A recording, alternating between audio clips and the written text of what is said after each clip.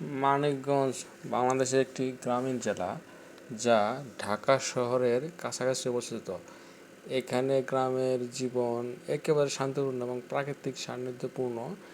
গ্রামীণ জনপদের জীবন সাধারণত সদস্যদের এবং প্রাকৃতিক সৌন্দর্যে ভরপুর।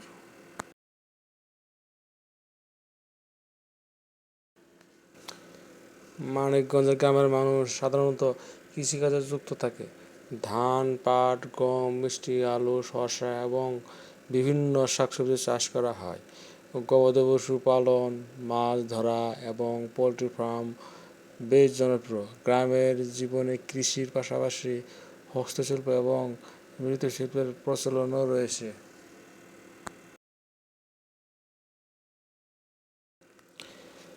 তারা সকালে সূর্যোদয়ের আগে মাঠে চলে যায় এবং সন্ধ্যায় ফিরে আসে।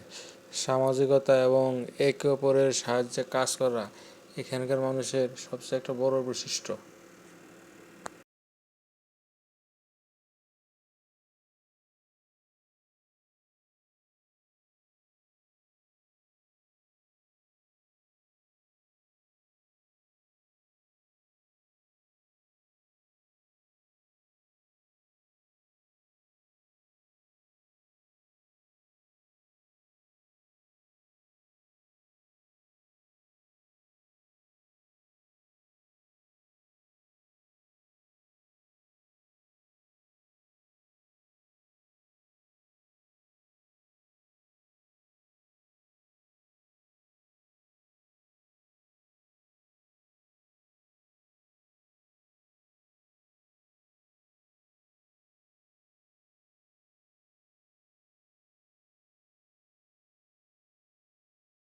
আসসালামু আলাইকুম কাকা, কেমন আছেন? ওয়ালাইকুম সালাম।